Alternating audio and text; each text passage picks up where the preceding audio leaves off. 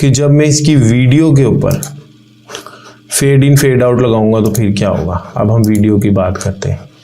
ये देखिए स्टार्ट में भी जब शुरू हो रही है और एंड में भी, ये मैंने लगा दिया।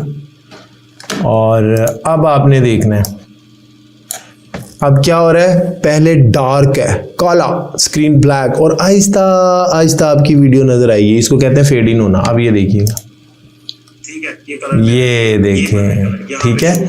और इसी तरीके से अब मैं अगर इसको आखिर में लेके जाता हूँ तो अब ये देखिएगा यहाँ पे कलर यहाँ पे बन जाएगा। देखा आपने।